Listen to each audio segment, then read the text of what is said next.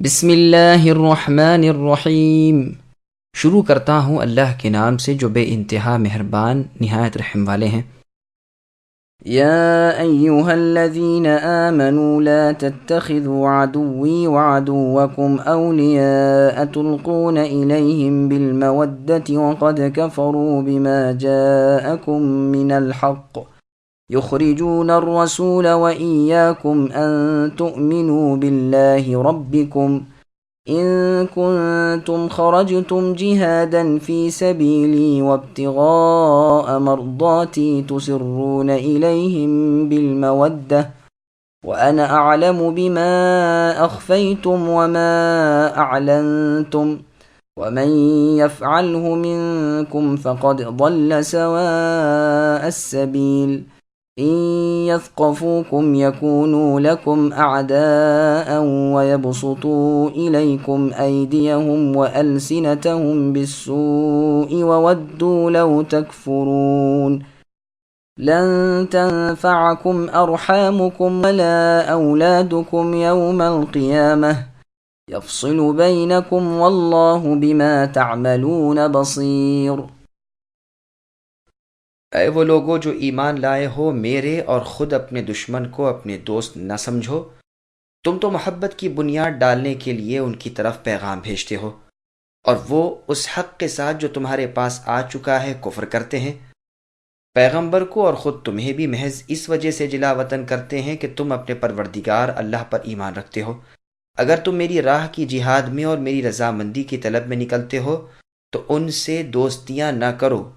تم ان کے پاس محبت کا پیغام پوشیدہ پوشیدہ بھیجتے ہو۔ مجھے خوب معلوم ہے جو تم نے چھپایا اور وہ بھی جو تم نے ظاہر کیا۔ تم میں سے جو بھی اس کام کو کرے گا وہ یقیناً راہ راست سے بہک جائے گا۔ اگر انہیں تم پر کوئی دست رست کا موقع مل جائے تو وہ تمہارے کھلے دشمن ہو جائیں اور برائی کے ساتھ تم پر دست درازی اور زبان درازی کرنے لگیں اور دل سے چاہنے لگیں کہ تم بھی کفر کرنے لگ جاؤ۔ تمہاری قرابتیں، رشتہ داریاں اور اولادیں تمہیں قیامت کے دن کام نہ آئیں گی۔ اللہ تعالیٰ تمہارے درمیان فیصلے کر دیں گے اور جو کچھ تم کر رہے ہو اسے اللہ تعالیٰ خوب دیکھ رہے ہیں۔ سامعین، اب ان آیتوں کی تفسیر سماعت کیجیے۔ کفار و مشرکین سے دوستی نہ رکھو۔ حاطب ابن ابی بلتعہ رضی اللہ عنہ کے بارے میں اس سورت کی شروع کی آیتیں نازل ہوئی ہیں۔ واقعہ یہ ہوا کہ حاطب رضی اللہ عنہ مہاجرین میں سے ایک صحابی تھے۔ بدر کی لڑائی میں بھی آپ نے مسلمانوں کے لشکر میں شرکت کی تھی۔ ان کے بال بچے اور مال و دولت مکے میں ہی تھا، اور خود قریش میں سے نہ تھے، صرف عثمان رضی اللہ عنہ کے حلیف تھے۔ اس وجہ سے مکے میں انہیں امن حاصل تھا۔ اب یہ رسول اللہ صلی اللہ علیہ وسلم کے ساتھ مدینے میں تھے، یہاں تک کہ جب اہل مکہ نے عہد توڑ دیا اور رسول اللہ صلی اللہ علیہ وسلم نے ان پر چڑھائی کرنی چاہی تو آپ صلی اللہ علیہ وسلم کی خواہش یہ تھی کہ انہیں اچانک دبوچ لیں تاکہ خون ریزی نہ ہونے پائے اور مکے پر قبضہ ہو جائے۔ اسی لیے رسول اللہ صلی اللہ علیہ وسلم نے اللہ تعالیٰ سے دعا بھی کی کہ باری تعالیٰ ہماری تیاری کی خبریں ہمارے پہنچنے تک اہل مکہ کو نہ پہنچیں۔ ادھر آپ صلی اللہ علیہ وسلم نے مسلمانوں کو تیاری کا حکم دیا۔ حاطب رضی اللہ عنہ نے اس موقع پر ایک خط اہل مکہ کے نام لکھا اور ایک قریشیہ عورت کے ہاتھ اسے چلتا کیا، جس میں رسول اللہ صلی اللہ علیہ وسلم کے اس ارادے اور مسلمانوں کی لشکر کشی کی خبر درج تھی۔ آپ کا ارادہ اس سے صرف یہ تھا کہ میرا کوئی احسان قریش پر رہ جائے جس کے باعث میرے بال بچے اور مال و دولت محفوظ رہیں۔ چونکہ رسول اللہ کی دعا قبول ہو چکی تھی، ناممکن تھا کہ قریشیوں کو کسی ذریعے سے بھی اس ارادے کا علم ہو جائے۔ اس لیے اللہ تعالیٰ نے اپنے رسول محمد صلی اللہ علیہ وسلم کو اس پوشیدہ راز سے مطلع فرما دیا، اور آپ نے اس عورت کے پیچھے اپنے سوار بھیجے۔ راستے میں اسے روکا گیا اور خط اس سے حاصل کر لیا گیا۔ یہ مفصل واقعہ صحیح احادیث میں پوری طرح آ چکا ہے۔ حاطب رضی اللہ عنہ کا واقعہ مسند احمد میں ہے۔ علی رضی اللہ عنہ نے فرمایا، مجھے اور زبیر کو اور مقداد رضی اللہ عنہما کو رسول اللہ صلی اللہ علیہ وسلم نے بلوا کر فرمایا، تم یہاں سے فوراً کوچ کرو۔ روضہ خاک میں جب تم پہنچو گے تو تمہیں ایک سانڈنی سوار عورت ملے گی جس کے پاس ایک خط ہے، تم اسے قبضے میں کرو اور یہاں لے آؤ۔ ہم تینوں گھوڑوں پر سوار ہو کر بہت تیز رفتاری سے روانہ ہو گئے۔ روضہ خاک میں جب پہنچے تو فی الواقع ہمیں ایک سانڈلی سوار عورت دکھائی دی۔ ہم نے اس سے کہا کہ جو خط تیرے پاس ہے وہ ہمارے حوالے کر۔ اس نے صاف انکار کر دیا کہ میرے پاس کوئی خط نہیں۔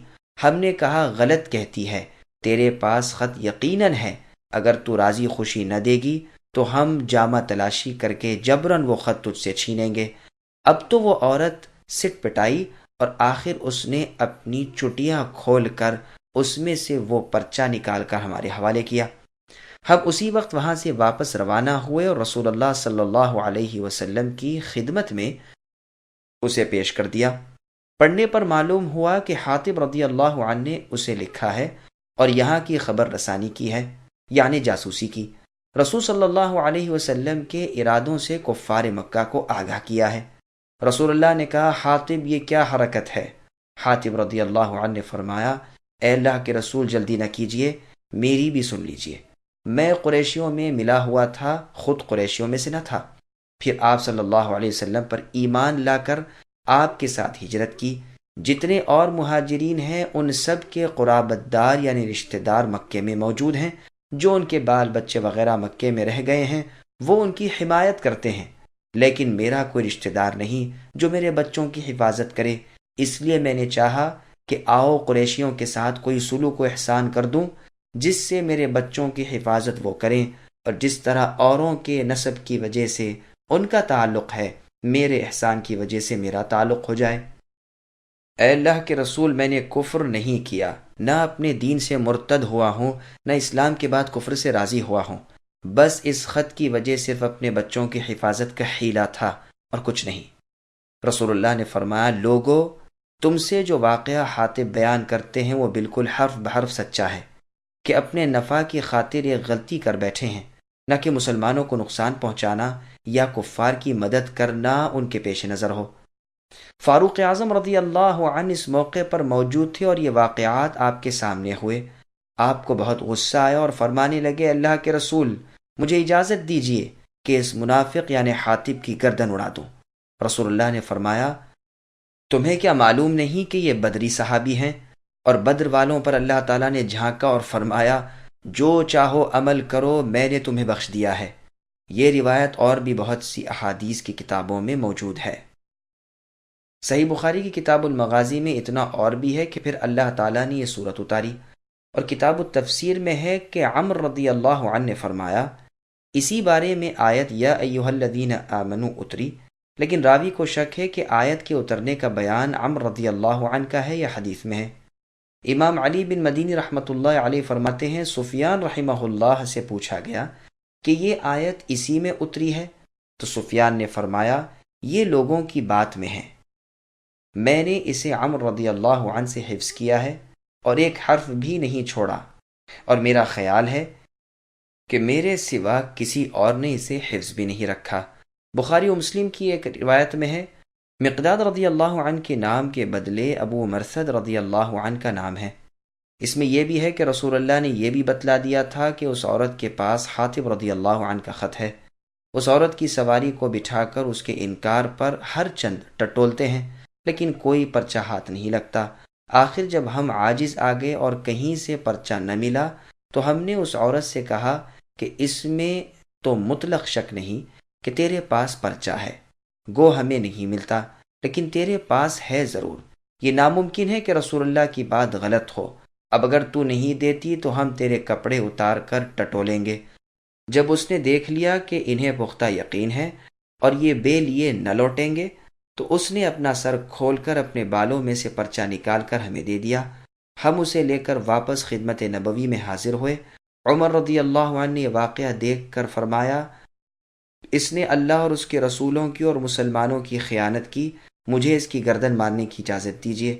رسول اللہ نے حاتب رضی اللہ عنہ سے دریافت کیا اور انہوں نے جواب دیا جو گزشتہ روایت میں گزر چکا۔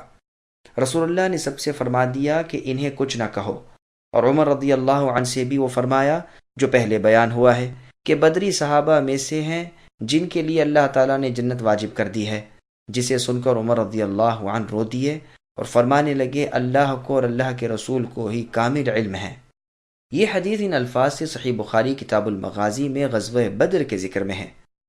اور روایت میں ہے کہ رسول اللہ صلی اللہ علیہ وسلم نے اپنے مکہ جانے کا ارادہ اپنے چند ہم راز صحابہ کبار رضی اللہ عنہم کے سامنے تو ظاہر کیا تھا، جن میں حاتب رضی اللہ عنہ بھی تھے، باقی عام طور پر مشہور تھا کہ خیبر جا رہے ہیں۔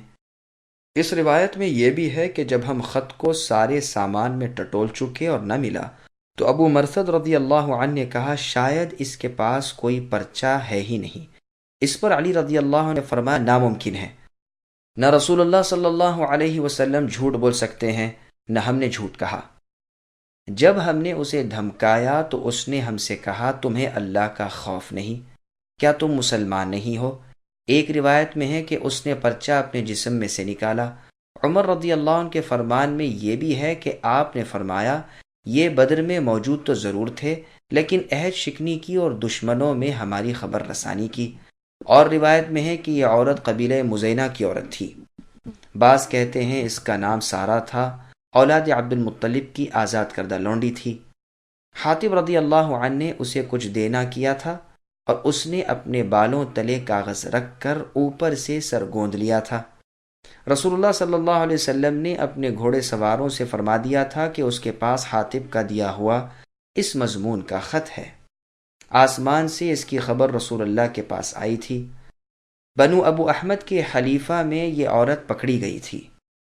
اس عورت نے اس سے کہا تھا کہ تم منہ پھیر لو، میں نکال دیتی ہوں۔ انہوں نے منہ پھیر لیا، پھر اس نے نکال کر حوالے کیا۔ اس روایت میں حاتب رضی اللہ عنہ کے جواب میں یہ بھی ہے کہ اللہ کی قسم میں اللہ پر اور اللہ کے رسول پر ایمان رکھتا ہوں، کوئی تغیر و تبدیلی میرے ایمان میں نہیں ہوا۔ اور اسی بارے میں اس سورت کی آیتیں ابراہیم علیہ السلام کے قصے کے ختم تک اتریں۔ اور روایت میں ہے کہ اس عورت کو اس کی اجرت کے 10 درہم حاتب رضی اللہ عنہ نے دیے تھے، اور رسول اللہ نے اس خط کے حاصل کرنے کے لیے عمر اور علی رضی اللہ عنہ کو بھیجا تھا اور جحفہ میں یہ ملی تھی۔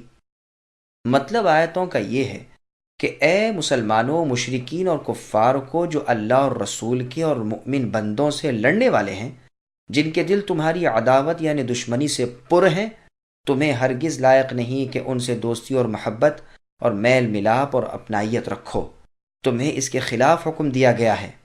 ارشاد ہے یا ایھا الذین آمنوا لا تتخذوا اليہود والنصارى اولیاء الی آخر الآیہ۔ اے ایمان والو، یہود و نصارہ سے دوستی مت گانٹھو، وہ آپس میں ہی ایک دوسرے کے دوست ہیں، تم میں سے جو بھی ان سے موالات و محبت کرے وہ انہی میں سے ہوگا۔ اس میں کس قدر ڈانٹ ڈپٹ کے ساتھ ممانعت فرمائی ہے۔ اور جگہ اللہ نے فرمایا یا ایھا الذین آمنوا لا تتخذوا الذین اتخذوا دینکم ہزوا ولعبا الی آخر الآیہ۔ اے ایمان والو، ان اہل کتاب اور کفار سے دوستیاں مت کرو جو تمہارے دین کا مذاق اڑاتے ہیں اور اسے کھیل کود سمجھ رہے ہیں۔ اگر تم میں ایمان ہے تو ذات باری تعالیٰ سے ڈرو۔ ایک اور جگہ ہے مسلمانوں کو چھوڑ کر کافروں سے دوستیاں نہ کرو، کیا تم چاہتے ہو کہ اپنے اوپر اللہ تعالیٰ کا کھلا الزام ثابت کر لو؟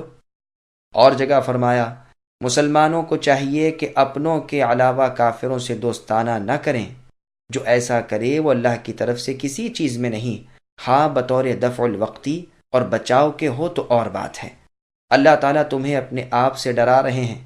اسی بنا پر رسول صلی اللہ علیہ وسلم نے حاتب رضی اللہ عنہ کا عذر قبول فرما لیا کہ اپنے مال و اولاد کے بچاؤ کی خاطر یہ کام ان سے ہو گیا تھا۔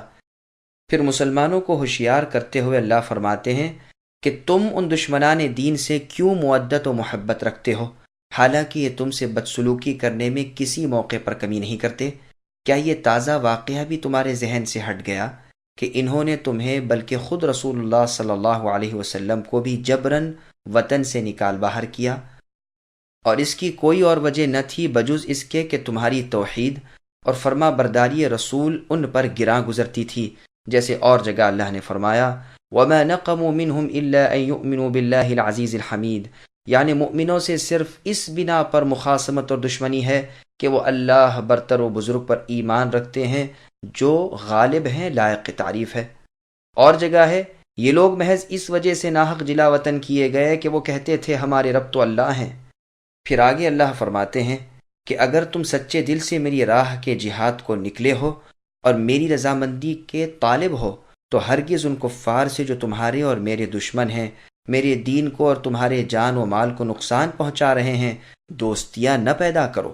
بھلا کس قدر غلطی ہے کہ تم ان سے پوشیدہ طور پر دوستانہ رکھو؟ کیا یہ پوشیدگی اللہ سے بھی پوشیدہ رہ سکتی ہے، جو ظاہر و باطن کے جاننے والے ہیں، دلوں کے بھید اور نفس کے وسوسے بھی جس کے سامنے کھلے ہوئے ہیں؟ بس سن لو، جو بھی ان کفار سے موالات و محبت رکھے وہ سیدھی راہ سے بھٹک جائے گا۔ تم نہیں دیکھ رہے کہ ان کافروں کا اگر بس چلے، اگر انہیں کوئی موقع مل جائے، نہ تو اپنے ہاتھ پاؤں سے تمہیں نقصان پہنچانے میں دریغ کریں گے، نہ برا کہنے سے اپنی زبانیں روکیں گے۔ جو ان کے امکان میں ہوگا وہ کر گزریں گے، بلکہ تمام تر کوشش اس امر پر صرف کر دیں گے کہ تمہیں بھی اپنی طرح کافر بنا لیں۔ بس جب کہ ان کے اندرونی اور بیرونی دشمنی کا حال تمہیں بخوبی معلوم ہے، پھر کیا اندھیر ہے؟ کیا تم اپنے دشمنوں کو دوست سمجھ رہے ہو اور اپنی راہ میں آپ کانٹے بو رہے ہو؟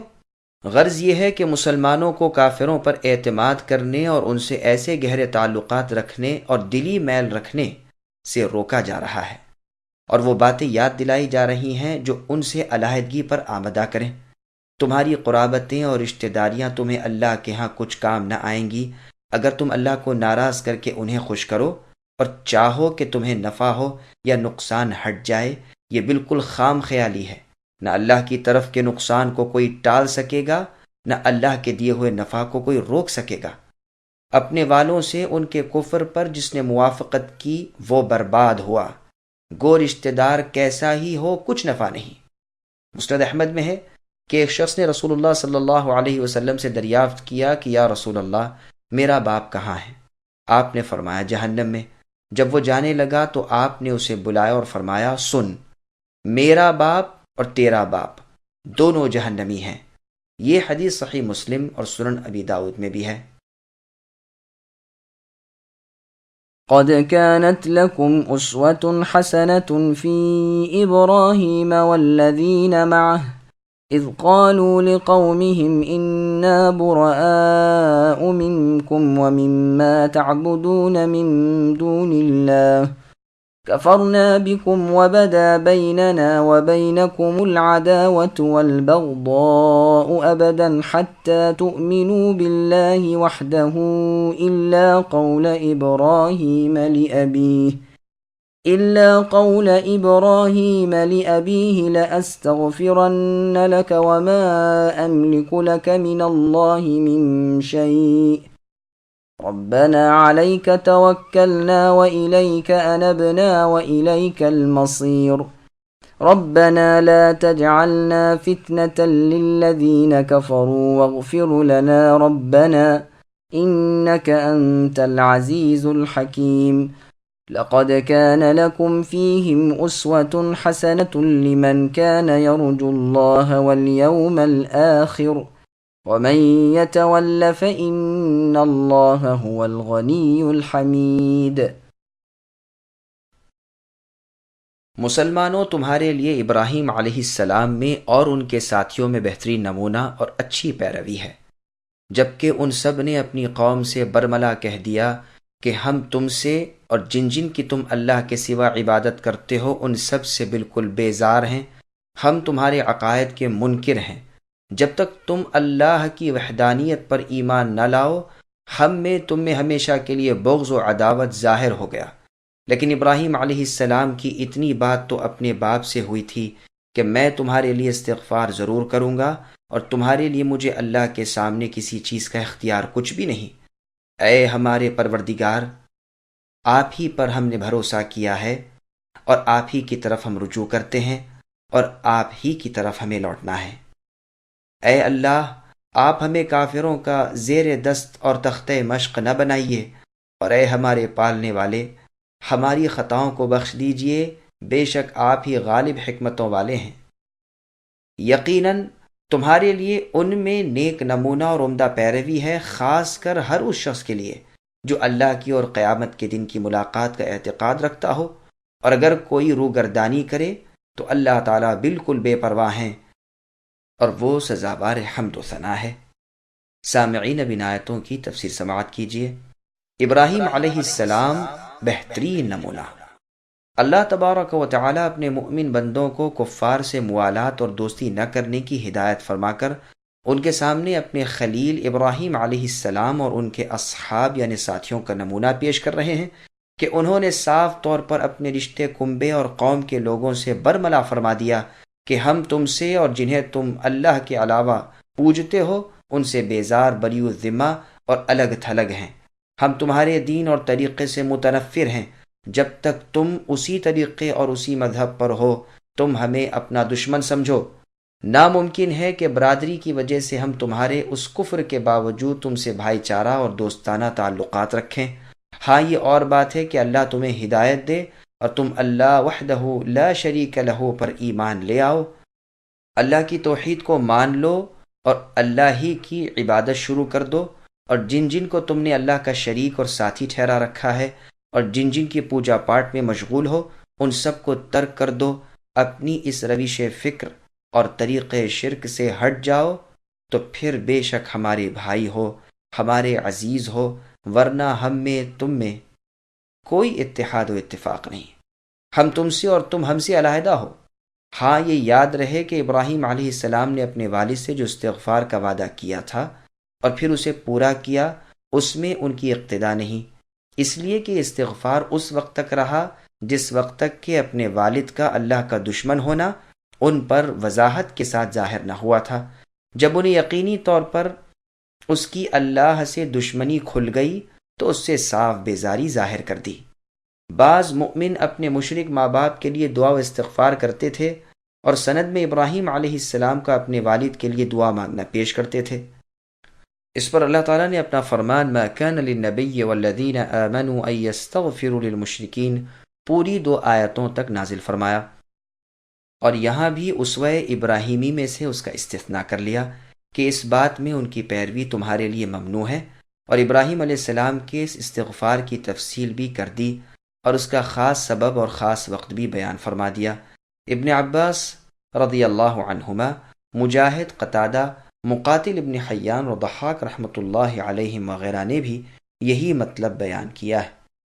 پھر ارشاد ہوتا ہے کہ قوم سے برات کر کے اب دامن الہی میں چھپتے ہیں اور جناب باری میں عاجزی اور انکساری سے عرض کرتے ہیں کہ باری تعالی تمام کاموں میں ہمارا بھروسہ اور اعتماد آپ ہی کی پاک ذات پر ہے، ہم اپنے تمام کام آپ کو سونپتے ہیں، آپ ہی کی طرف رجوع و رغبت کرتے ہیں، اور آخرت میں بھی ہمیں آپ ہی کی جانب لوٹنا ہے۔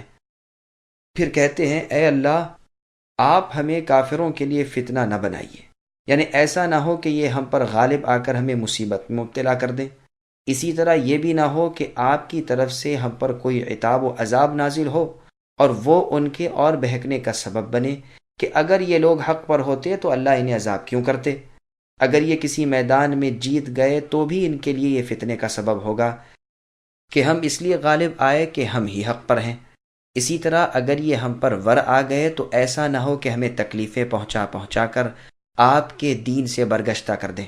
پھر یہ دعا مانگتے ہیں کہ اے اللہ ہمارے گناہوں کو بھی بخش دیجئے، ہماری پردہ پوشی کیجئے اور ہمیں معاف فرمائیے، آپ عزیز ہیں، آپ کی بارگاہ میں پناہ لینے والا نامراد نہیں پھرتا، آپ کے در پر آنے والا خالی ہاتھ نہیں جاتا، آپ اپنی شریعت کے تقرر میں، اپنے اقوال و افعال میں اور قضاء و قدر کے مقدر کرنے میں حکمت والے ہیں، آپ کا کوئی کام حکمت سے خالی نہیں۔ پھر بطور تاکید کے وہی پہلی بات دہرائی جاتی ہے کہ ان میں تمہارے لیے نیک نمونہ ہے، جو بھی اللہ تعالیٰ پر اور قیامت کے آنے کی حقانیت پر ایمان رکھتا ہو اسے ان کی اقتداء میں آگے بڑھ کر قدم رکھنا چاہیے، اور جو احکام الہی سے روگردانی کرے وہ جان لے کہ اللہ اس سے بے پرواہ ہے، وہ اللہ لائق حمد و ثنا ہے۔ مخلوق ساری کی ساری اللہ وحدہ خالق کی تعریف میں مشغول ہے، جیسے اور جگہ اللہ نے فرمایا ان تکفروا انتم ومن فی الارض جمیعا فإن اللہ لغنی حمید، اگر تم اور تمام روئے زمین کے لوگ کفر پر اور اللہ کے نہ ماننے پر اتر آئیں تو اللہ تعالیٰ کا کچھ نہیں بگاڑ سکتے۔ اللہ تعالیٰ سب سے غنی، سب سے بے نیاز اور سب سے بے پرواہ ہیں، اور وہ تعریف کیے گئے ہیں۔ ابن عباس رضی اللہ عنہما فرماتے ہیں غنی اسے کہا جاتا ہے جو اپنی غنا میں کامل ہو، اللہ تعالیٰ ہی کی یہ صفت ہے کہ وہ ہر طرح بے نیاز اور بالکل بے پرواہ ہیں، کسی اور کی ذات ایسی نہیں۔ اللہ کا کوئی ہمسر نہیں، اللہ کے مثل کوئی اور نہیں۔ وہ اللہ پاک ہیں، اکیلے ہیں، سب پر حاکم ہیں، سب پر غالب، سب کے بادشاہ ہیں، حمید لائق تعریف ہیں، یعنی مخلوق اللہ تعالیٰ کے ہر کام کو، ہر قول کو سراہ رہی ہے۔ اپنے جمیع اقوال میں، تمام افعال میں وہ ستائشوں اور تعریفوں والے ہیں۔ اللہ کے سوا کوئی معبود برحق نہیں، اللہ کے سوا کوئی پالنے والے نہیں، رب وہی ہیں، معبود حقیقی وہی ہیں۔ عسى الله أن يجعل بينكم وبين الذين عاديتم منهم مودة والله قدير والله غفور رحيم لا ينهاكم الله عن الذين لم يقاتلوكم في الدين ولم يخرجوكم من دياركم أن تبروهم وتقسطوا إليهم إن الله يحب المقسطين إنما ينهاكم الله عن الذين قاتلوكم في الدين وأخرجوكم من دياركم وظاهروا على إخراجكم أن تولوهم ومن يتولهم فأولئك هم الظالمون۔ کیا عجب کہ ان قریب ہی اللہ تعالیٰ تم میں اور تمہارے دشمنوں میں محبت پیدا کر دے۔ اللہ کو سب قدرتیں ہیں، اللہ بڑے بخشنے والے، رحم کرنے والے ہیں۔ جن لوگوں نے تم سے مذہبی لڑائی نہیں لڑی اور تمہیں جلاوطن نہیں کیا، ان کے ساتھ سلوک و احسان کرنے اور منصفانہ بھلے برتاؤ کرنے سے اللہ تعالیٰ تمہیں نہیں روکتے، بلکہ اللہ تعالیٰ تو انصاف کرنے والوں کو دوست رکھتے ہیں۔ اللہ تعالیٰ تمہیں صرف ان لوگوں کی محبت سے روکتے ہیں جو تم سے مذہبی یعنی دین کے معاملے میں لڑائیاں لڑیں اور تمہیں دیس سے نکال دیں اور دیس نکال دینے والوں کی مدد کریں۔ جو لوگ ایسے کفار سے محبت کریں وہ قطعاً ظالم اور بے انصاف ہیں۔ سامعین، اب ان آیتوں کی تفسیر سماعت کیجیے۔ ہدایت اللہ کے ہاتھ میں ہے۔ کافروں سے محبت رکھنے کی ممانعت اور ان کے بغض و عداوت رکھنے کے بیان کے بعد اب ارشاد ہوتا ہے کہ ایسا ممکن ہے کہ ابھی ابھی اللہ تعالیٰ تم میں اور ان میں میل ملاپ کرا دے، بغض، نفرت اور فرقت کے بعد محبت، مودت اور الفت پیدا کر دے۔ کون سی چیز ہے جس پر اللہ قادر نہ ہو؟ وہ متباین اور مختلف چیزوں کو جمع کر سکتے ہیں۔ عداوت و قساوت کے بعد دلوں میں الفت و محبت پیدا کر دینے کا اختیار اللہ ہی کے ہاتھ ہے۔ جیسے اور جگہ انصار پر اپنی نعمت بیان فرماتے ہوئے اللہ نے کہا وَاذْكُرُوا نِعْمَةَ اللَّهِ عَلَيْكُمْ إِلَى آخِرِ الْآيَةِ، یعنی تم پر جو اللہ کی نعمت ہے اسے یاد کرو کہ تمہارے دلی عداوت کو اللہ نے الفت قلبی سے بدل دیا اور تم ایسے ہو گئے جیسے ماں جائے بھائی ہوں۔ تم آگ کے کنارے پہنچ چکے تھے لیکن اللہ نے تمہیں وہاں سے بچا لیا۔ رسول اللہ نے انصار صحابہ سے فرمایا کیا میں نے تمہیں گمراہی کی حالت میں نہیں پایا تھا؟ پھر اللہ تعالیٰ نے میری وجہ سے تمہیں ہدایت دی اور تم متفرق تھے، میری وجہ سے اللہ تعالیٰ نے تمہیں جمع کر دیا۔ یہ روایت بخاری اور مسلم کی ہے۔ قرآن کریم میں ہے هُوَ الَّذِي أَيَّدَكَ بِنَصْرِهِ إِلَى آخِرِ الْآيَةِ، یعنی اللہ تعالیٰ نے اپنی مدد سے مومنوں کو ساتھ کر کے اے نبی آپ کی مدد کی اور ایمانداروں میں آپس میں وہ محبت اور ایک جہتی پیدا کر دی کہ اگر روئے زمین کی دولت خرچ کر کے آپ وہ یگانگت پیدا کرنی چاہتے تو نہ کر سکتے تھے۔ یہ الفت اللہ کی جانب سے تھی جو عزیز و حکیم ہے۔ سنن ترمذی کی حدیث میں ہے کہ دوستوں کی دوستی کے وقت بھی اس بات کو پیش نظر رکھو کہ کیا عجب اس سے کسی وقت دشمنی ہو جائے، اور دشمنی میں بھی حد سے تجاوز نہ کرو، کیا خبر کب دوستی ہو جائے۔ عرب شاعر کہتا ہے وَقَدْ يَجْمَعُ اللَّهُ الشَّتِيتَيْنِ بَعْدَمَا يَظَنَّانِ كُلَّ الظَّنِّ أَلَّا تَلَاقَيَا، یعنی ایسے دو دشمنوں میں بھی جو ایک سے ایک جدا ہوں اور اس طرح کے دل میں گرہ دلی ہو کہ ابد الآباد تک اب کبھی نہ ملیں گے، اللہ تعالیٰ اتفاق و اتحاد پیدا کر دیتے ہیں اور اس طرح ایک ہو جاتے ہیں کہ گویا کبھی دو نہ تھے۔ اللہ تعالیٰ غفور و رحیم ہے۔ کافر جب توبہ کریں اللہ قبول فرما لیں گے، جب وہ اللہ کی طرف جھکیں وہ انہیں اپنے سائے میں لے لیں گے۔ کوئی سا بھی گناہ ہو اور کوئی سا گنہگار ہو، ادھر وہ مالک کی طرف جھکا، ادھر اللہ کی رحمت کی آغوش کھلی۔ مقاتل ابن حیان رحمۃ اللہ علیہ فرماتے ہیں، یہ آیت ابو سفیان صخر ابن حرب رضی اللہ عنہ کے بارے میں نازل ہوئی ہے۔ ان کی بیٹی ام المؤمنین ام حبیبہ رضی اللہ عنہا سے رسول اللہ نے نکاح کر لیا تھا، اور یہی مناکحت محبت کا سبب بن گئی، لیکن یہ قول کچھ جی کو نہیں لگتا، اس لیے کہ رسول اللہ صلی اللہ علیہ وسلم کا یہ نکاح فتح مکہ سے پہلے ہوا تھا، اور ابو سفیان رضی اللہ عنہ کا اسلام بالاتفاق فتح مکہ کی رات کا ہے۔ بلکہ اس سے اچھی توجیہ تو وہ ہے جو ابن ابی حاتم میں مروی ہے کہ رسول اللہ صلی اللہ علیہ وسلم نے ابو سفیان صخر ابن حرب رضی اللہ عنہ کو کسی باغ کے پھلوں کا عامل بنا رکھا تھا۔ رسول اللہ کے انتقال کے بعد یہ آ رہے تھے کہ راستے میں ذوالخمار مرتد مل گیا، آپ نے اس سے جنگ کی اور باقاعدہ لڑے، بس مرتدین سے پہلے پہل لڑائی لڑنے والے مجاہد فی الدین آپ ہیں۔ ابن شہاب کا قول ہے کہ انہی کے بارے میں یہ آیت عسى اللہ الی آخرہ اتری ہے۔ صحیح مسلم کی حدیث میں ہے کہ ابو سفیان رضی اللہ عنہ نے اسلام قبول کرنے کے بعد رسول اللہ سے کہا، اے اللہ کے رسول، میری 3 درخواستیں ہیں، اگر اجازت ہو تو عرض کروں؟ آپ نے فرمایا کہو۔ تو کہا، اول تو یہ کہ مجھے اجازت دیجیے کہ جس طرح اپنے کفر کے زمانے میں مسلمانوں سے مسلسل جنگ کرتا رہا، اب اسلام کے زمانے میں کافروں سے برابر لڑائی جاری رکھوں۔ رسول اللہ نے اسے منظور فرمایا۔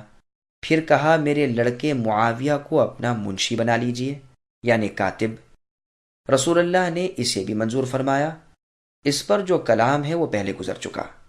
اور میری بہترین عرب بچی ام حبیبہ رضی اللہ عنہا کو آپ اپنی زوجیت میں قبول فرمائیں، یعنی ان سے نکاح کریں۔ آپ نے یہ بھی قبول فرما لیا، اس پر بھی کلام پہلے گزر چکا۔ پھر ارشاد ہوتا ہے کہ جن کفار نے تم سے مذہبی لڑائی نہیں کی، نہ تمہیں جلا وطن کیا، جیسے عورتیں اور کمزور لوگ وغیرہ، ان کے ساتھ سلوک و احسان اور عدل و انصاف کرنے سے اللہ تبارک و تعالیٰ تمہیں نہیں روکتے، بلکہ وہ تو ایسے با انصاف لوگوں سے محبت کرتے ہیں۔ بخاری و مسلم میں ہے کہ اسماء بنت ابی بکر رضی اللہ عنہا کے پاس ان کی مشرکہ ماں آئیں۔ یہ اس زمانے کا ذکر ہے جس میں رسول اللہ اور مشرکین مکہ کے درمیان صلح نامہ ہو چکا تھا۔ تو اسماء رضی اللہ عنہا خدمت نبوی میں حاضر ہو کر مسئلہ پوچھتی ہیں کہ میری ماں آئی ہوئی ہیں اور اب تک وہ اس دین سے الگ ہیں، یعنی مشرکہ ہیں، کیا مجھے جائز ہے کہ میں ان کے ساتھ سلوک کروں؟ رسول اللہ نے فرمایا، ہاں جاؤ، ان سے صلہ رحمی کرو۔ مقسطین کی تفسیر سورہ حجرات میں گزر چکی ہے، جنہیں اللہ تعالیٰ پسند فرماتے ہیں۔ حدیث میں ہے، مقسطین وہ لوگ ہیں جو عدل کے ساتھ حکم کرتے ہیں، گو اہل و عیال کا معاملہ ہو یا زیر دستوں کا، یہ لوگ اللہ تعالیٰ کے عرش کے دائیں جانب نور کے ممبر پر ہوں گے۔ یہ حدیث مسلم میں ہے۔ پھر آگے اللہ فرماتے ہیں کہ اللہ کی ممانعت تو ان لوگوں کی دوستی سے ہے جو تمہاری عداوت یعنی دشمنی سے تمہارے مقابل نکل کھڑے ہوئے، تم سے صرف تمہارے دین کی وجہ سے لڑے جھگڑے، تمہیں تمہارے شہروں سے نکال دیا، تمہارے دشمنوں کی مدد کی، پھر مشرکین سے اتحاد و اتفاق، دوستی و یکجہتی رکھنے والوں کو دھمکاتے ہیں اور اس کا گناہ بتلاتے ہیں کہ ایسا کرنے والے ظالم گنہگار ہیں۔ اور ایک جگہ فرمایا، یہودیوں نصرانیوں سے دوستی کرنے والا ہمارے نزدیک انہی جیسا ہے۔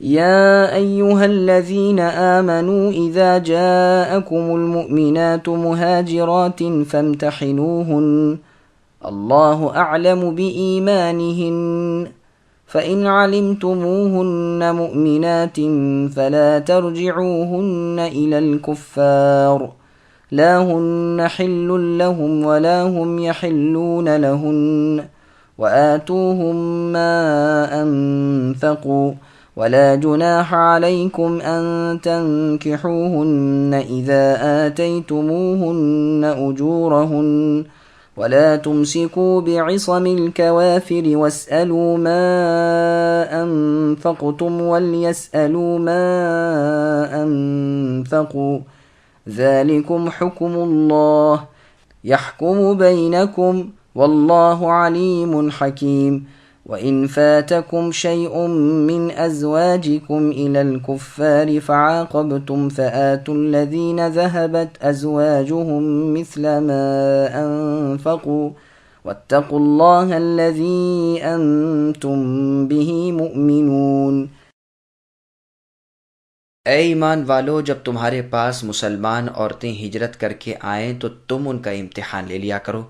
دراصل ان کے ایمان کو بخوبی جاننے والے تو اللہ ہی ہیں، لیکن اگر وہ تمہیں ایماندار معلوم ہو تو اب تم انہیں کافروں کی طرف واپس نہ کرو، یہ ان کے لیے حلال نہیں اور نہ وہ ان کے لیے حلال ہیں۔ جو خرچ ان کافروں کا ہوا ہو وہ انہیں ادا کر دو۔ ان عورتوں کو ان کے مہر دیکھ کر ان سے نکاح کر لینے میں تم پر کوئی گناہ نہیں، اور کافر عورتوں کی ناموس اپنے قبضے میں نہ رکھو، اور جو کچھ تم نے خرچ کیا ہو مانگ لو، اور جو کچھ ان کافروں نے خرچ کیا ہو وہ بھی مانگ لیں۔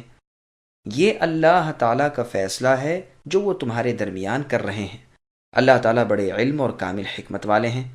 اور اگر تمہاری کوئی بیوی تمہارے ہاتھ سے نکل جائے اور کافروں کے پاس چلی جائے، پھر تمہیں اس کے بدلے کا وقت مل جائے، تو جن کی بیویاں چلی گئی ہیں انہیں ان کے اخراجات کے برابر ادا کر دو، اور اس اللہ سے ڈرتے رہو جس پر تم ایمان رکھتے ہو۔ سامعین، اب ان آیتوں کی تفسیر سماعت کیجیے۔ مہاجر عورتوں کا امتحان۔ سورہ فتح کی تفسیر میں صلح حدیبیہ کا واقعہ مفصل بیان ہو چکا ہے۔ اس صلح کے موقع پر رسول اللہ صلی اللہ علیہ وسلم اور کفار قریش کے درمیان جو شرائط طے ہوئی تھیں، ان میں ایک یہ بھی تھی کہ جو کافر مسلمان ہو کر رسول اللہ کے پاس چلا جائے، رسول اللہ اسے اہل مکہ کو واپس کر دیں۔ لیکن قرآن کریم نے ان میں سے عورتوں کو مستثنیٰ کر دیا کہ جو عورت ایمان قبول کر کے آئے اور فی الواقع ہو بھی وہ سچی ایماندار، تو مسلمان اسے کافروں کو واپس نہ دیں۔ حدیث کی تخصیص قرآن کریم سے ہونے کی یہ ایک بہترین مثال ہے، اور بعض سلف کے نزدیک یہ آیت اس حدیث کی ناسخ ہے۔ اس آیت کا شان نزول یہ ہے کہ ام کلثوم بنت عقبہ ابن ابی معیط مسلمان ہو کر ہجرت کر کے مدینہ چلی آئیں۔ ان کے دونوں بھائی عمارہ اور ولید ان کو واپس لینے کے لیے رسول اللہ صلی اللہ علیہ وسلم کی خدمت میں حاضر ہوئے اور آپ سے کہا سنا۔ پس یہ آیت امتحان نازل ہوئی اور مؤمنہ عورتوں کو واپس لوٹانے سے ممانعت کر دی گئی۔ ابن عباس رضی اللہ عنہما سے سوال ہوتا ہے کہ رسول اللہ ان عورتوں کا امتحان کس طرح لیتے تھے؟ فرمایا اس طرح کہ اللہ کی قسم کھا کر سچ سچ کہے کہ وہ اپنے خاوند کی ناشاکی کی وجہ سے نہیں چلی آئی، صرف آب و ہوا اور زمین کی تبدیلی کرنے کے لیے بطور سیر و سیاحت نہیں آئی، کسی دنیا طلبی کے لیے نہیں آئی، بلکہ صرف اللہ تعالیٰ کی اور اللہ کے رسول کی محبت میں اسلام کی خاطر ترک وطن کیا اور کوئی غرض نہیں۔ قسم دے کر ان سوالات کا کرنا اور خوب آزما لینا یہ کام عمر فاروق رضی اللہ عنہ کے سپرد تھا، اور روایت میں ہے کہ امتحان اس طرح ہوتا تھا کہ وہ اللہ تعالیٰ کے معبود برحق اور لا شریک ہونے کی گواہی دیں اور رسول اللہ کے بندے اور اللہ کے بھیجے ہوئے رسول ہونے کی شہادت دیں۔ اگر آزمائش میں کسی غرض دنیاوی کا پتہ چل جاتا تو انہیں واپس لوٹانے کا حکم تھا۔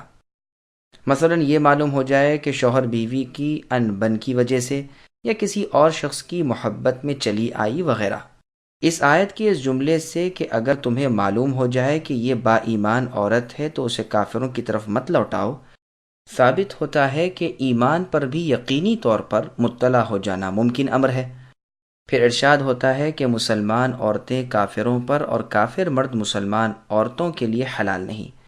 اس آیت نے اس رشتے کو حرام کر دیا، ورنہ اس سے پہلے مؤمنہ عورتوں کا نکاح کافر مردوں سے جائز تھا، جیسا کہ نبی صلی اللہ علیہ وسلم کی بیٹی زینب رضی اللہ عنہا کا نکاح ابو العاص ابن ربیع سے ہوا تھا، حالانکہ یہ اس وقت کافر تھے اور بنت رسول مسلمہ تھیں۔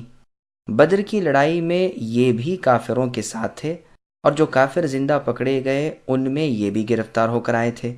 زینب رضی اللہ عنہا نے اپنی والدہ خدیجہ رضی اللہ عنہا کا ہار ان کے فدیے میں بھیجا تھا کہ یہ آزاد ہو کر آ جائیں، جسے دیکھ کر رسول اللہ صلی اللہ علیہ وسلم پر بڑی رقت طاری ہوئی، اور رسول اللہ نے مسلمانوں سے فرمایا اگر میری بیٹی کے قیدی کو چھوڑ دینا تم پسند کرتے ہو تو اسے رہا کر دو۔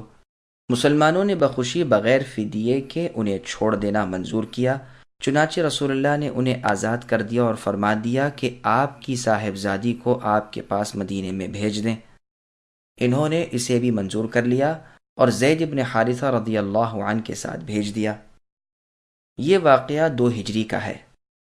زینب رضی اللہ عنہا نے مدینے میں ہی اقامت فرمائی اور یوں ہی بیٹھی رہیں، یہاں تک کہ 8 ہجری میں ان کے خاوند ابو العاص رضی اللہ عنہ کو اللہ تعالیٰ نے توفیق اسلام دی اور وہ مسلمان ہو گئے، تو رسول اللہ نے پھر اسی اگلے نکاح پر بغیر نئے مہر کے اپنی صاحبزادی کو ان کے پاس رخصت کر دیا۔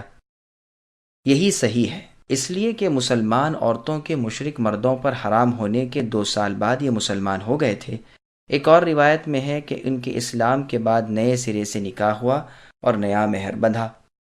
امام ترمذی فرماتے ہیں کہ یزید رحمۃ اللہ علیہ نے فرمایا ہے، پہلی روایت کے راوی ابن عباس رضی اللہ عنہما ہے اور وہ روایت ازروع اسناد کے بہت اعلیٰ ہے، اور دوسری روایت کے راوی عمرو بن شعیب ہیں اور عمل اسی پر ہے۔ لیکن یاد رہے کہ عمرو بن شعیب والی روایت کے ایک راوی حجاج ابن ارطاط کو امام احمد وغیرہ ضعیف بتلاتے ہیں۔ ابن عباس رضی اللہ عنہما والی حدیث کا جواب جمہور یہ دیتے ہیں کہ یہ شخصی واقعہ ہے، ممکن ہے ان کی عدت ختم ہی نہ ہوئی ہو۔ اکثر حضرات کا مذہب یہ ہے کہ اس صورت میں جب عورت نے عدت کے دن پورے کر لیے اور اب تک اس کا کافر خاوند مسلمان نہیں ہوا تو وہ نکاح فسخ ہو جاتا ہے۔ ہاں، بعض حضرات کا مذہب یہ بھی ہے کہ عدت پوری کر لینے کے بعد عورت کو اختیار ہے، اگر چاہے اپنے اس نکاح کو باقی رکھے، اگر چاہے فسخ کر کے دوسرا نکاح کر لے، اور اسی پر ابن عباس رضی اللہ عنہما والی روایت کو محمول کرتے ہیں۔ پھر حکم ہوتا ہے کہ ان مہاجر عورتوں کے کافر خاوندوں کو ان کے خرچ اخراجات جو ہوئے ہیں وہ ادا کر دو، جیسے کہ مہر۔ پھر فرمان ہے کہ اب انہیں ان کے مہر دے کر ان سے نکاح کر لینے میں تم پر کوئی حرج نہیں۔ عدت کا گزر جانا، ولی کا مقرر کر لینا وغیرہ جو امور نکاح میں ضروری ہیں، ان شرائط کو پورا کر کے ان مہاجر عورتوں سے جو مسلمان نکاح کرنا چاہے کر سکتا ہے۔ پھر ارشاد ہوتا ہے کہ تم پر بھی اے مسلمانوں ان عورتوں کا اپنے نکاح میں باقی رکھنا حرام ہے جو کافرہ ہیں، اسی طرح کافرہ عورتوں سے نکاح کرنا بھی حرام ہے۔ اس حکم کے نازل ہوتے ہی عمر رضی اللہ عنہ نے اپنی 2 کافر بیویوں کو فوراً طلاق دے دی، جن میں سے ایک نے تو معاویہ ابن ابی سفیان رضی اللہ عنہ سے نکاح کر لیا اور دوسری نے صفوان ابن امیہ رضی اللہ عنہ سے۔ رسول اللہ صلی اللہ علیہ وسلم نے کافروں سے صلح کی، اور ابھی تو آپ صلی اللہ علیہ وسلم حدیبیہ کے نیچے کے حصے میں ہی تھے جو یہ آیت نازل ہوئی، اور مسلمانوں سے کہہ دیا گیا کہ جو عورت مہاجرہ آئے اس کا با ایمان ہونا اور خلوص نیت سے ہجرت کرنا بھی معلوم ہو جائے تو اس کے کافر خاوندوں کو ان کے دیے ہوئے مہر واپس کر دو۔ اسی طرح کافروں کو بھی یہ حکم سنا دیا گیا۔ اس حکم کی وجہ وہ عہد نامہ تھا جو ابھی ابھی مرتب ہوا تھا۔ فاروق رضی اللہ عنہ نے اپنی جن 2 کافرہ بیویوں کو طلاق دی ان میں سے پہلی کا نام قریبہ تھا، یہ ابو امیہ بن مغیرہ کی لڑکی تھی، اور دوسری کا نام ام کلثوم تھا جو عمرو بن جرول خزاعی کی لڑکی تھی۔ یہی ثانی الذکر عبید اللہ رضی اللہ عنہ کی والدہ تھیں۔ اس سے ابو جہم بن حذیفہ بن غانم خزاعی نے نکاح کر لیا، یہ بھی مشرک تھا۔ اسی طرح اس حکم کے ماتحت طلحہ بن عبید اللہ رضی اللہ عنہ نے اپنی کافرہ بیوی اروا بنت ربیعہ ابن حارث ابن عبد المطلب کو طلاق دے دی۔ اس سے خالد ابن سعید ابن عاص نے نکاح کر لیا۔ پھر ارشاد ہوتا ہے، تمہاری بیویوں پر جو تم نے خرچ کیا ہے اسے کافروں سے لے لو جبکہ وہ ان میں چلی جائیں، اور کافروں کی عورتوں کو جو مسلمان ہو کر تم میں آ جائیں انہیں تم ان کا کیا ہوا خرچ دے دو۔ صلح کے بارے میں اور عورتوں کے بارے میں ربانی فیصلہ بیان ہو چکا جو اللہ نے اپنی مخلوق میں کر دیا۔ اللہ تعالیٰ اپنے بندوں کی تمام تر مصلحتوں سے باخبر ہیں، اور اللہ کا کوئی کام حکمت سے خالی نہیں ہوتا۔ اس لیے علی الاطلاق یعنی مطلقاً حکیم وہی اللہ ہیں۔ اس کے بعد کی آیت وَإِن فَاتَكُمْ کا مطلب قتادہ رحمۃ اللہ علیہ یہ بیان فرماتے ہیں کہ جن کفار سے تمہارا عہد و پیمان صلح و صفائی نہیں، اگر کوئی عورت کسی مسلمان کے گھر سے جا کر ان میں جا ملے تو ظاہر ہے کہ وہ اس کے خاوند کا کیا ہوا خرچ نہیں دیں گے، تو اس کے بدلے تمہیں بھی اجازت دی جاتی ہے کہ اگر ان میں سے کوئی عورت مسلمان ہو کر تم میں چلی آئے تو تم بھی اس کے خاوند کو کچھ نہ دو جب تک کہ وہ نہ دیں۔ زہری رحمۃ اللہ علیہ فرماتے ہیں مسلمانوں نے تو اللہ تعالیٰ کے اس حکم کی تعمیل کی اور کافروں کی جو عورتیں مسلمان ہو کر ہجرت کر کے آئیں ان کے لیے ہوئے مہر ان کے خاوندوں کو واپس کیے، لیکن مشرکوں نے اس حکم کے ماننے سے انکار کر دیا۔ اس پر یہ آیت اتری اور مسلمانوں کو اجازت دی گئی کہ اگر تم میں سے کوئی عورت ان کے ہاں چلی گئی ہے اور انہوں نے تمہاری خرچ کی ہوئی رقم ادا نہیں کی تو جب ان میں سے کوئی عورت تمہارے ہاں آ جائے تو تم اپنا وہ خرچ نکال کر باقی اگر کچھ بچے تو دے دو، ورنہ معاملہ ختم ہوا۔ ابن عباس رضی اللہ عنہما سے اس کا یہ مطلب مروی ہے کہ اس میں رسول اللہ صلی اللہ علیہ وسلم کو یہ حکم دیا جاتا ہے کہ جو مسلمان عورت کافروں میں جا ملے اور کافر اس کے خاوند کو اس کا کیا ہوا خرچ ادا نہ کریں تو مال غنیمت میں سے رسول اللہ اس مسلمان کو بقدر اس کے خرچ کے دے دیں۔ پس فعاقبتم کے معنی یہ ہوئے کہ پھر تمہیں قریش یا کسی اور جماعت کفار سے مال غنیمت ہاتھ لگے تو ان مردوں کو جن کی عورتیں کافروں میں چلی گئی ہیں ان کا کیا ہوا خرچ ادا کر دو، یعنی مہر مثل۔ ان اقوال میں کوئی تضاد اور خلاف نہیں، مطلب یہ ہے کہ پہلی صورت اگر ممکن ہو تو وہ صحیح، ورنہ مال غنیمت میں سے اسے اس کا حق دے دیا جائے۔ دونوں باتوں میں اختیار ہے اور حکم میں وسعت ہے۔ امام ابن جریر رحمۃ اللہ علیہ اس تطبیق کو پسند فرماتے ہیں۔ فالحمد للہ۔ يا أيها النبي إذا جاءك المؤمنات يبايعنك على أن لا يشركن بالله شيئا ولا يسرقن ولا يزنين ولا يقتلن أولادهن ولا يأتين ببهتان يفترينه بين أيديهن وأرجلهن ولا يعصينك في معروف فبايعهن واستغفر لهن الله إن الله غفور رحيم۔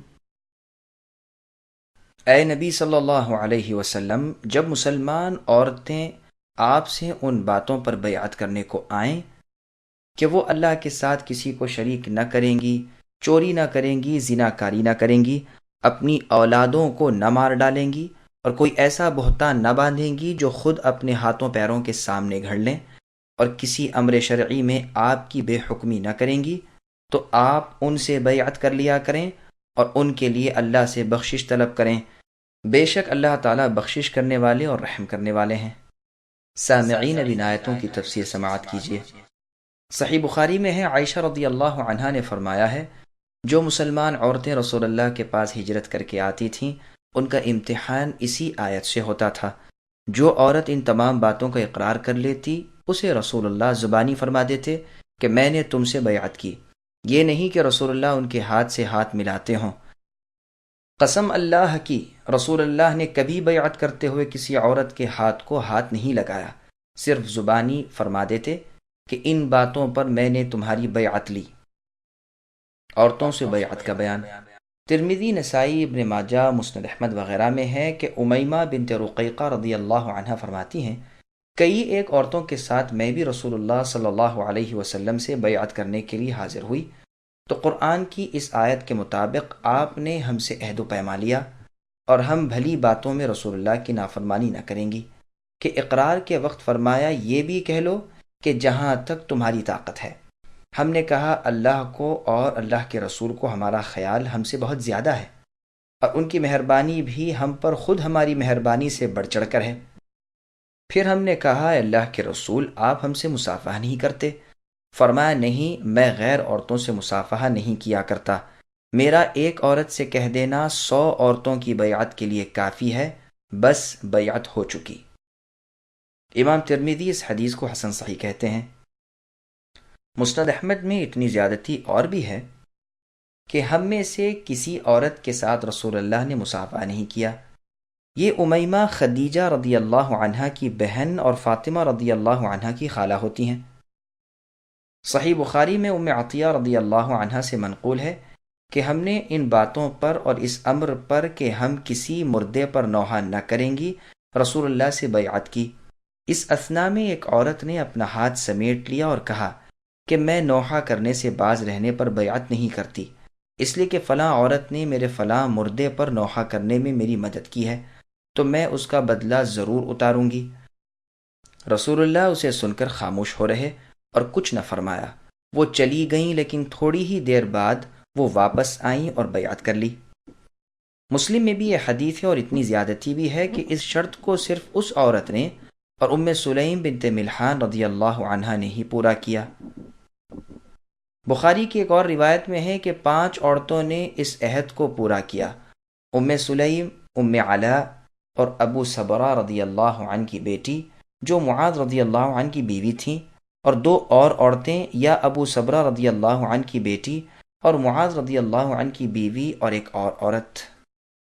نبی صلی اللہ علیہ وسلم عید والے دن بھی عورتوں سے اس بیعت کا معاہدہ کر لیا کرتے تھے۔ بخاری میں ہے، ابن عباس رضی اللہ عنہما فرماتے ہیں کہ رمضان کی عید کی نماز میں نے رسول اللہ کے ساتھ اور ابو بکر، عمر، عثمان رضی اللہ عنہم کے ساتھ پڑھی ہے۔ سب کے سب خطبے سے پہلے نماز پڑھتے تھے، پھر نماز کے بعد خطبہ کہتے تھے۔ ایک مرتبہ نبی صلی اللہ علیہ وسلم خطبہ دے کر اترے، گویا وہ نقشہ میری نگاہ کے سامنے ہے کہ لوگوں کو بٹھایا جا رہا تھا اور آپ ان کے درمیان سے تشریف لا رہے تھے، یہاں تک کہ عورتوں کے پاس آئے۔ آپ کے ساتھ بلال رضی اللہ عنہ تھے۔ یہاں پہنچ کر رسول اللہ نے اسی آیت کی تلاوت کی۔ پھر آپ نے دریافت کیا کہ کیا تم اپنے اس اقرار پر ثابت قدم ہو؟ ایک عورت نے کھڑے ہو کر جواب دیا کہ ہاں، اللہ کے رسول اس پر مضبوطی کے ساتھ قائم ہیں۔ کسی اور نے جواب نہیں دیا۔ راوی حدیث حسن کو یہ نہیں معلوم کہ یہ جواب دینے والی کون سی عورت تھی۔ پھر رسول اللہ صلی اللہ علیہ وسلم نے فرمایا، اچھا خیرات کرو، اور بلال رضی اللہ عنہ نے اپنا کپڑا پھیلا دیا۔ چنانچہ عورتوں نے اس میں بے نگینے کی اور نگینے دار انگوٹھیاں اللہ کی راہ میں ڈالیں۔ مسند احمد کی روایت میں ہے، امیمہ رضی اللہ عنہا کی بیعت کے ذکر میں آیت کے علاوہ اتنا اور بھی ہے کہ نوحہ نہ کرنا اور جاہلیت کے زمانے کی طرح اپنا بناؤ سنگار غیر مردوں کو نہ دکھانا۔ بخاری و مسلم کی حدیث میں ہے کہ رسول اللہ صلی اللہ علیہ وسلم نے مردوں سے بھی ایک مجلس میں فرمایا کہ مجھ سے ان باتوں پر بیعت کرو جو اس آیت میں ہیں۔ جو شخص اس بیعت کو نبھا دے اس کا اجر اللہ کے ذمہ ہے، اور جو اس کے کچھ خلاف کر گزرے اور وہ مسلم حکومت سے پوشیدہ رہے اس کا حساب اللہ سے ہے، اگر چاہیں گے تو اللہ بخش دیں گے اور اگر چاہیں گے تو عذاب دیں گے۔ عبادہ بن صامت رضی اللہ عنہ فرماتے ہیں کہ عقبہ اولیٰ میں ہم 12 شخصوں نے رسول صلی اللہ علیہ وسلم سے بیعت کی، اور انہی باتوں پر جو اس آیت میں مذکور ہیں آپ نے ہم سے بیعت لی اور فرمایا، اگر تم اس پر پورے اترے تو یقیناً تمہارے لیے جنت ہے۔ یہ واقعہ جہاد کی فرضیت سے پہلے کا ہے۔ پس فرمان الہی ہے کہ جو عورت ان امور پر بیعت کرنے کے لیے آئے تو اس سے بیعت آپ لے لیجئے کہ اللہ کے ساتھ کسی کو شریک نہ کرنا، غیر لوگوں کے مال نہ چرانا۔ ہاں، اس عورت کو جس کا خاوند اپنی طاقت کے مطابق کھانے پینے، پہننے اوڑھنے کو نہ دیتا ہو تو جائز ہے کہ اپنے خاوند کے مال سے مطابق دستور اور بقدر اپنی حاجت کے لے لے، گو خاوند کو اس کا علم نہ ہو۔ اس کی دلیل ہندہ رضی اللہ عنہا والی حدیث ہے جس کو امام بخاری اور مسلم میں روایت کیا کہ انہوں نے رسول اللہ صلی اللہ علیہ وسلم سے دریافت کیا کہ یا رسول اللہ، میرے خاوند ابو سفیان بخیل آدمی ہے، وہ مجھے اتنا خرچ نہیں دیتے جو مجھے اور میری اولاد کو کافی ہو سکے، تو کیا میں اگر ان کی بے خبری میں ان کے مال میں سے لے لوں تو مجھے جائز ہے؟ آپ نے فرمایا، بطریق معروف اس کے مال سے اتنا لے لو جو تمہیں اور تمہارے بال بچوں کو کفایت کرے، اور وہ زنا کاری نہ کریں۔ جیسے اور جگہ ہے، وَلَا تَقْرَبُوا الزِّنَا إِنَّهُ كَانَ فَاحِشَةً وَسَاءَ سَبِيلًا، زنا کے قریب نہ جاؤ، وہ بے حیائی ہے اور بری راہ ہے۔ سمرہ رضی اللہ عنہ والی حدیث میں زنا کی سزا دردناک عذاب جہنم بیان کی گئی ہے۔ اولاد کو قتل نہ کرنے کا حکم عام ہے۔ پیدا شدہ اولاد کو مار ڈالنا بھی اسی ممانعت میں ہے۔ جیسے کہ جاہلیت کے زمانے والے اس خوف سے قتل کرتے تھے کہ انہیں کہاں سے کھلائیں گے پلائیں گے، اور حمل گرا دینا بھی اسی ممانعت میں ہے۔ جیسے بعض جاہل عورتیں کود پھاند کر اپنا جنین گرا دیتی تھیں۔ بری غرض وغیرہ سے بہتان نہ باندھنا کا ایک مطلب تو ابن عباس رضی اللہ عنہما نے یہ بیان فرمایا ہے کہ دوسرے کی اولاد کو اپنے خاوند کے سر چپکانا۔ ابو داؤد کی حدیث میں ہے کہ ملاعنہ کی آیت کے نازل ہونے کے وقت رسول اللہ نے فرمایا، جو عورت کسی قوم میں اسے داخل کرے جو اس قوم کا نہیں، وہ اللہ تعالیٰ کے نزدیک کسی گنتی میں شمار نہیں، اور جو شخص اپنی اولاد سے انکار کر جائے حالانکہ وہ اس کے سامنے موجود ہو، اللہ تعالیٰ اس سے آڑ کر لیں گے اور تمام اگلوں پچھلوں کے سامنے اسے رسوا و ذلیل کریں گے۔ رسول اللہ صلی اللہ علیہ وسلم کی نافرمانی نہ کریں، یعنی رسول اللہ کے احکام بجا لائیں اور آپ کے منع کیے ہوئے کاموں سے رک جایا کریں، یہ شرط یعنی معروف ہونے کی عورتوں کے لیے اللہ تعالیٰ نے لگا دی ہے۔ میمون رحمۃ اللہ علیہ فرماتے ہیں، اللہ تعالیٰ نے اپنے نبی کی اطاعت بھی فقط معروف میں رکھی ہے، اور معروف ہی اطاعت ہے۔ ابن زید رحمۃ اللہ علیہ فرماتے ہیں کہ دیکھ لو کہ بہترین خلق یعنی اللہ تعالیٰ کے نزدیک بہترین مخلوق رسول اللہ صلی اللہ علیہ وسلم کی فرما برداری کا حکم بھی معروف میں ہی ہے۔ اس بیعت والے دن رسول اللہ صلی اللہ علیہ وسلم نے عورتوں سے نوحہ نہ کرنے کا اقرار بھی کر لیا تھا، جیسے ام عطیہ رضی اللہ عنہا کی حدیث میں پہلے گزر چکا۔ پہلے یہ حدیث بیان ہو چکی ہے کہ نوحہ نہ کرنے کی شرط پر ایک عورت نے کہا، فلاں قبیلے کی عورتوں نے میرا ساتھ دیا تو ان کے نوحہ میں میں بھی ان کا ساتھ دے کر بدلہ ضرور اتاروں گی۔ چنانچہ وہ گئیں، بدلہ اتارا، پھر آ کر رسول اللہ سے بیعت کی۔ ام سلیم رضی اللہ عنہا، جن کا نام ان عورتوں میں ہے جنہوں نے نوحہ نہ کرنے کی بیعت کو پورا کیا، یہ ملحان کی بیٹی اور انس رضی اللہ عنہ کی والدہ ہیں۔ اور روایت میں ہے کہ جس عورت نے بدلے کے نوحے کی اجازت مانگی تھی، خود رسول اللہ صلی اللہ علیہ وسلم نے اسے اجازت دی تھی۔ یہی وہ معروف ہے جس میں نافرمانی منع ہے۔ بیعت کرنے والی عورتوں میں سے ایک کا بیان ہے کہ معروف میں ہم رسول اللہ صلی اللہ علیہ وسلم کی نافرمانی نہ کریں۔ اس سے مطلب یہ ہے کہ مصیبت کے وقت منہ نہ نوچیں، بال نہ مڑوائیں، کپڑے نہ پھاڑیں، ہائے وائے نہ کریں۔ بخاری اور مسلم میں ہے کہ جو کوئی مصیبت کے وقت اپنے کلوں پر تھپڑ مارے، دامن چاک کرے اور جاہلیت کے وقت کی ہائے دہائی مچائے، وہ ہم میں سے نہیں۔ ایک اور روایت میں ہے، رسول اللہ صلی اللہ علیہ وسلم اس عورت سے بری ہیں جو گلا پھاڑ پھاڑ کر ہائے وائے کرتی ہے، بال نوچتی ہے یا مڑواتی ہے، اور کپڑے پھاڑتی ہے یا دامن چیرتی ہے۔ مسند ابی یعلا میں ہے کہ میری امت میں 4 کام جاہلیت کے ہیں جنہیں وہ نہ چھوڑے گی: حسب نسب پر فخر کرنا، انسان کو اس کے نسب کا طعنہ دینا، ستاروں سے بارش طلب کرنا، اور میت پر نوحہ کرنا۔